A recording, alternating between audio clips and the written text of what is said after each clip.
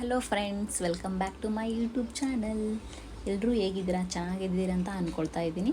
ಇವತ್ತು ನಮ್ಮ ಚಾನಲಲ್ಲಿ ಓರಿಯೋ ಬಿಸ್ಕೆಟ್ನಿಂದ ಇನ್ಸ್ಟೆಂಟಾಗಿ ಐಸ್ ಕ್ರೀಮನ್ನು ಹೇಗೆ ಮಾಡೋದಂತ ತಿಳಿಸ್ಕೊಡ್ತಾ ಇದ್ದೀನಿ.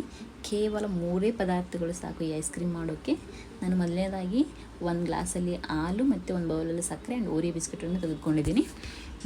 ನಾನು ಇಲ್ಲಿ ಕಾಸಿದ ಹಾಲನ್ನು ತೆಗೆದುಕೊಂಡಿದ್ದೀನಿ. ಕಾಸಿ ತಣ್ಣಗಾದ ನಂತರ ಹಾಲನ್ನು ತೆಗೆದುಕೊಂಡಿದ್ದೀನಿ. ಇವಾಗ ಹಾಲಿಗೆ ನಾನು ಸಕ್ಕರೆಯನ್ನು ಹಾಕಿ ಚೆನ್ನಾಗಿ ಬೆರೆಸ್ಕೊಳ್ತಾ ಇದ್ದೀನಿ.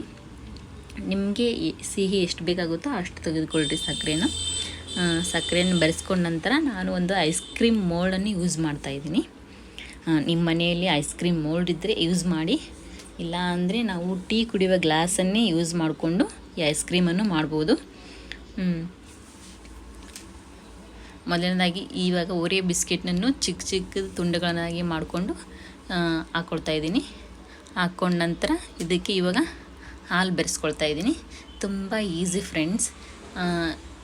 ಓರಿಯೋ ಬಿಸ್ಕೆಟ್ಗಳನ್ನು ಹಾಕ್ಕೊಂಡು ಇದಕ್ಕೆ ಹಾಲು ಹಾಕ್ಕೊಂಡ್ರೆ ಐಸ್ ಕ್ರೀಮ್ ರೆಡಿ ಆಗುತ್ತೆ.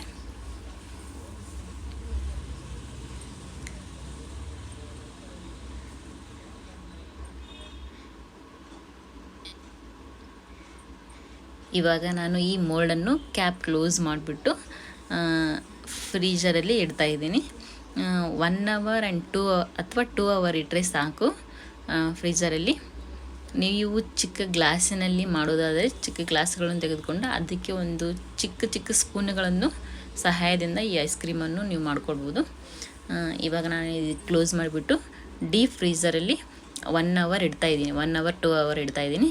ನೋಡಿ ಫ್ರೆಂಡ್ಸ್, 2 ಗಂಟೆಗಳ ನಂತರ ಐಸ್ ಕ್ರೀಮ್ ಈ ರೀತಿಯಾಗಿ ಬಂದಿದೆ. ಎಷ್ಟು ಚೆನ್ನಾಗಿ ಬಂದಿದೆ ನೋಡು. ಶೇಪ್ ಕೂಡ ತುಂಬ ಚೆನ್ನಾಗಿ ಬಂದಿದೆ. ತುಂಬ ರುಚಿ ಕೂಡ ಆಗಿ ಇದೆ. ಓರಿಯೋ ಬಿಸ್ಕೆಟ್ನ ಫ್ಲೇವರ್ ಹಾಗೆ ಬರ್ತಾನೆ ಇದೆ. ಪ್ರತಿ ಬೈಟಲ್ಲೂ ಓರಿಯೋ ಬಿಸ್ಕೆಟ್ನ ಫ್ಲೇವರ್ ಬರ್ತಾ ಇದೆ. ಈ ರೆಸಿಪಿ ನಿಮಗೆ ಇಷ್ಟವಾದಲ್ಲಿ ನಮ್ಮ ಚಾನಲ್ಗೆ ಲೈಕ್ ಮತ್ತು ಶೇರ್ ಮಾಡಿ, ಸಬ್ಸ್ಕ್ರೈಬ್ ಆಗೋದನ್ನು ಮಾತ್ರ ಮರಿಬೇಡಿ ಫ್ರೆಂಡ್ಸ್.